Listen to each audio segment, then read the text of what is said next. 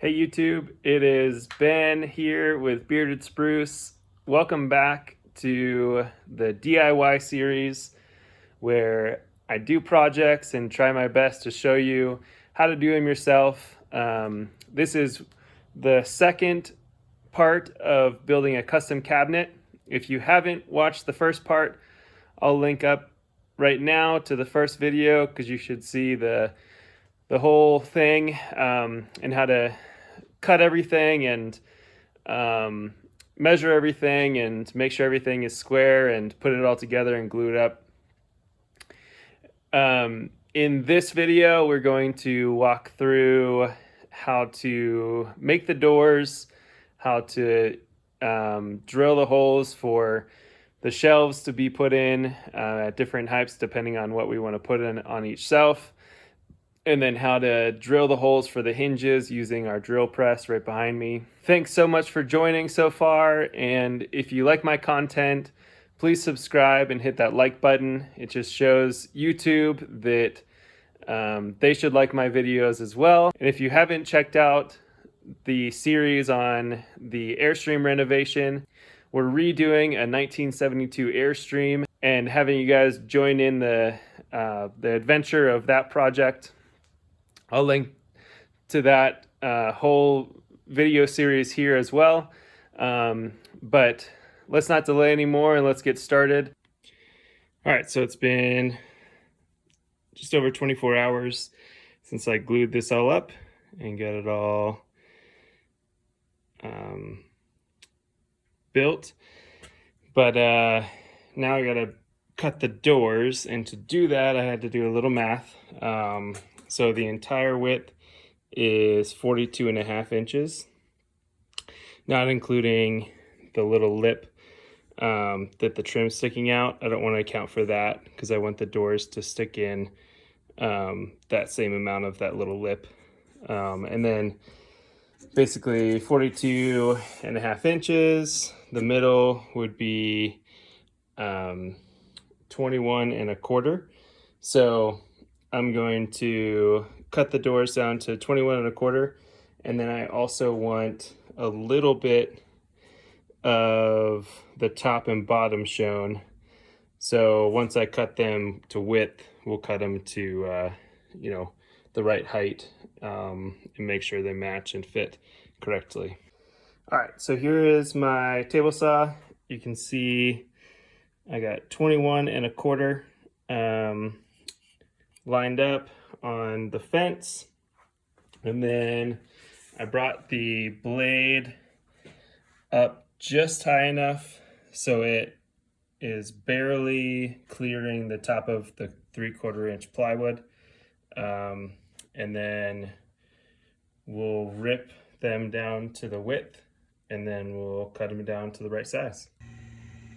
So I cut the right width, so 21.25 wide, and now I have to cut them to the right height, and the cabinet is 41 inches top to bottom, and so I'm going to do 40.75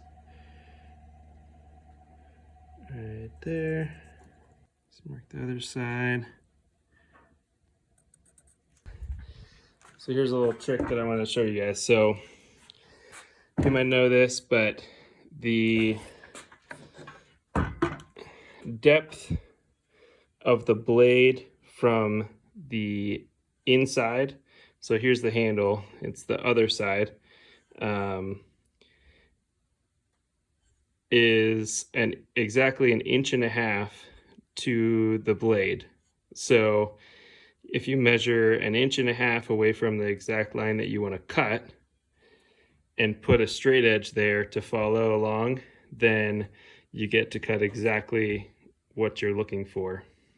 So here's the line that we want to cut, and here is the other hash mark. So you mark, or you put the straight edge right there, and then line up the other side. Get something to clamp it down. Any clamp will work. Make sure when you clamp this, it's actually on the opposite side of where you want to cut. Clamp the other side. Make sure when you're clamping, the straight edge doesn't move. Sometimes it likes to wander. So still right on the hash mark there, right on the hash mark there. And now we have a perfectly straight edge to rip. The biggest thing is just keeping pressure on the straight edge. That's why you clamp it down as you're ripping along the wood. So I'll saw this, and then we'll have the doors the right height. I always rest it on the side of the wood I'm going to cut and make sure it goes just below the blade depth, goes just below the piece that you're going to cut. You don't want to go any deeper than this because it'll actually be a lot harder to cut and kind of ruin your cut.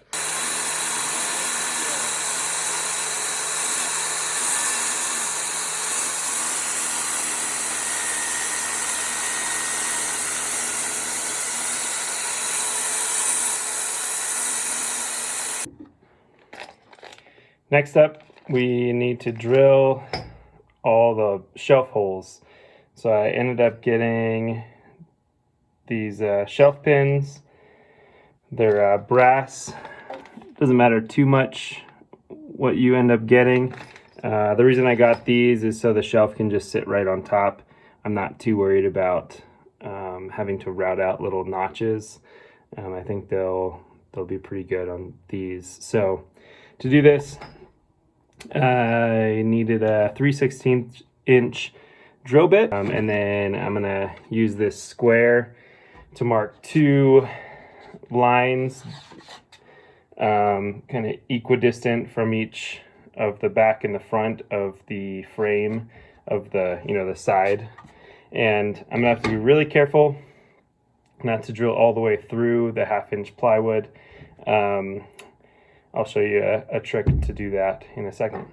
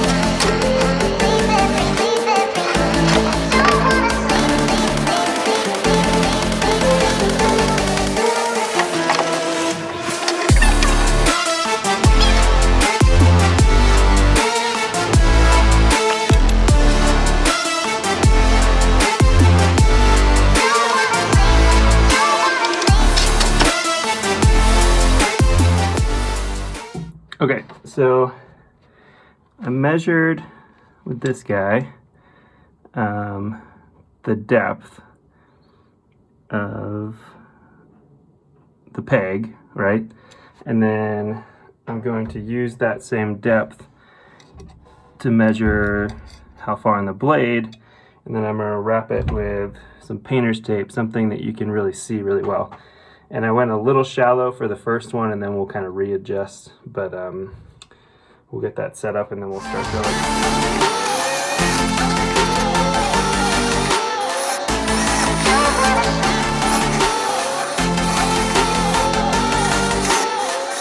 All right, so then you just go around and do the rest of them. The key is to make sure that you try to make the back and front level. So I might check that one more time before I do the back row, but that seemed to work out pretty well. Here's the first one we did, and it sits pretty flush. All right, so now I'm going to mark on the doors where the hinges are going to go. Here are the hinges. I got a pack of 10 on Amazon. I'll link in the description below. I'm going to go 3.5 inches in from each side, the top and the bottom. And then I'm going to go right in the middle and use this little jig that came with the Forstner bit and line it up. And then take a pencil or a pen or something and mark the little spot that is going to be in the center of the Forstner bit. Make sure before you do this, you double check that you're doing it on the inside of the door, not the outside of the door. Doesn't matter too much for us, but I did like one side better. So here's the drill press setup. You can see the Forstner bit, and then I made sure to check what speed it needed to be at for this size bit, as well as wood, obviously, since we're using wood. I did a test piece, make sure to always do a test piece, and figured out kind of trial and error how deep the hinge needed to be in the 3/4 inch plywood, and then use the little stop mechanism on the other side that you can't see, so it goes the same depth every single time I make a cut. All right, so you're gonna want to get some of these clamps. They're Irwin. I just picked them up on Amazon. I'll link to those as well, but with a piece this big especially, you need something to clamp it down in place, because you'll need one hand to pull down the lever and then the other hand to kind of stabilize the other side of it. I will build a bigger table for this eventually, but for now it's totally going to be fine. So let's drill this hole, double check that I'm still lined up with the spot. And just slow and steady.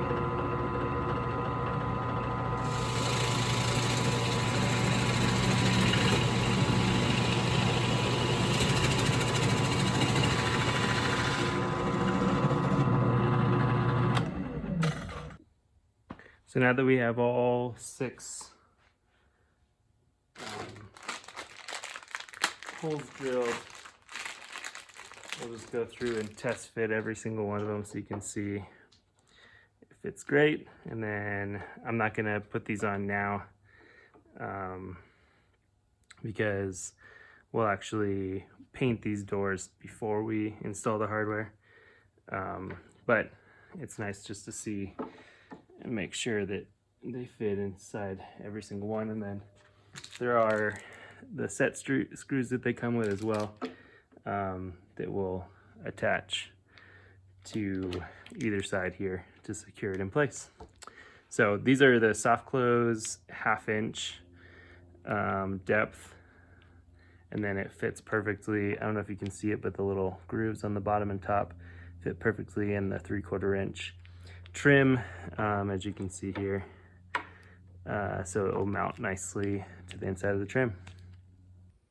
So here's all the stuff I used to paint the cabinet. My GoPro unfortunately stopped working, so I ended up having to order a new one, but in the meantime I kept working on the cabinet. I'll show you the end result in a few minutes, but wanted to point out a few awesome products that I've found that have been super helpful that I'll link to in the description.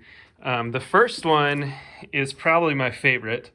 This is basically an additive that you add to the paint, and you can roll and you can brush if you don't have a sprayer or you just don't want to spray something. You can use this and it will eliminate and kind of self flatten the paint, so you don't have to worry about brush marks or roller strokes. This is the paint I used. We are in love with the Valspar Signature Series. This is just a satin interior simple paint, but it is probably the best paint we've used. Even on raw wood like this project, I only had to do 3 coats total to make it look nice and crisp.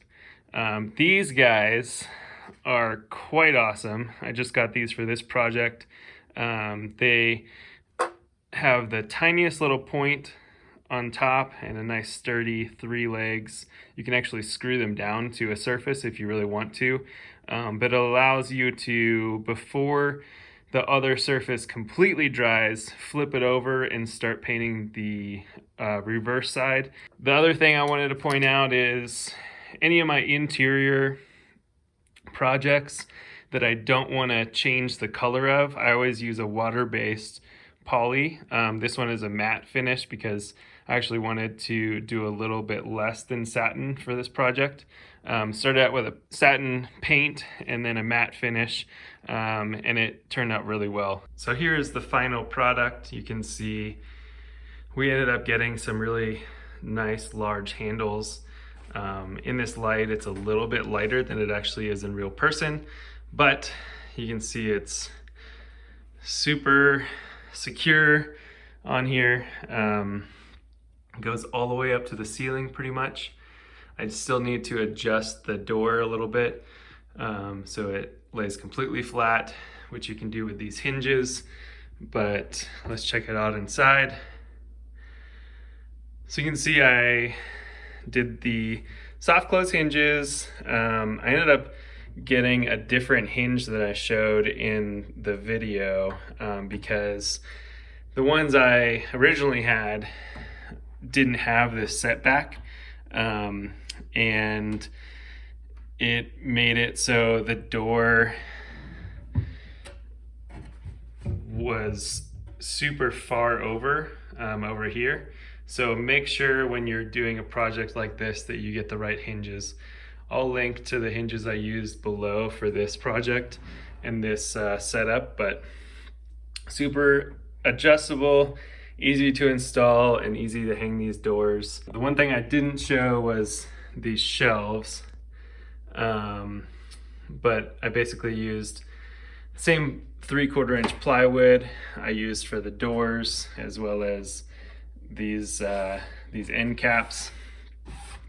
Then I capped them with the veneer iron-on stuff. And then, as always with all my projects, I have a signature branding. I've chosen to do a bison for this project, and I'll probably do it for a little while because I really like how it turned out. I'll also link to the brackets that I used to attach it. I did 3 on top. Make sure when you're hanging things that you find the studs. And then I also did 1 on the bottom, kind of hidden behind the glasses, just to make sure the bottom doesn't kick out on us. But this thing is super secure and ready to see a lot of years in our kitchen. That's gonna do it for our custom cabinet videos. Thanks for joining. I hope you enjoyed this content. This is on a moderate to hard level. I'll try to do some easier stuff in the future so more people can follow along. If you have any questions or comments, feel free to leave them in the description below. I'd love to answer any questions or concerns that you guys have, or as you're doing your own projects. We will continue to do this series in tandem with the Airstream remodel project. To check out those videos, I'll link at the end of this video. Otherwise, thanks for joining, and we'll see you next time.